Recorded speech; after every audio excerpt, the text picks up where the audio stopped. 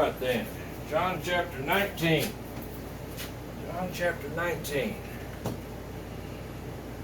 Closing in on her.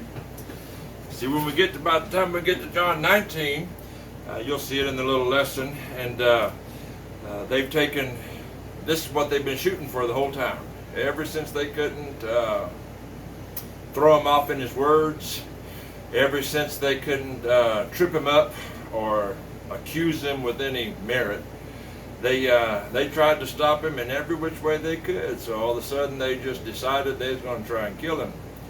And kind of complicated to explain, but they couldn't do it in their day because of the way the laws were, and they were, Roman Empire and all that good stuff. Anyways, they have been doing everything they could to get rid of him, and the darndest thing, you read his trial in the last chapter, and then you look at the things that go on here as they crucify him to the cross, and don't you forget there is an innocent man hanging on that cross, and when he's on that cross, he dies for not his own sin, but he dies for my sin and your sin and the sin of the whole world.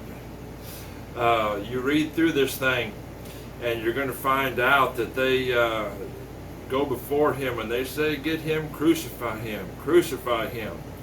And there's some things that have been around forever.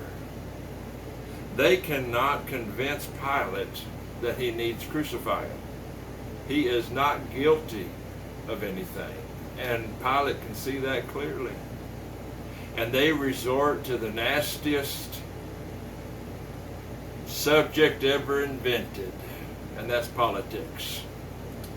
You read in John 19, you'll find them coming to Pilate and saying, "Boy, I tell you what, isn't this Caesar's place? And aren't you under him? And this man claims to be a king.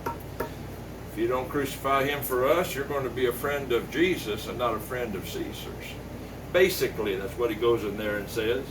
But you go in there and you read this lesson, you'll find it ever so clearly that man is always going to do man wrong. God is always going to do man right.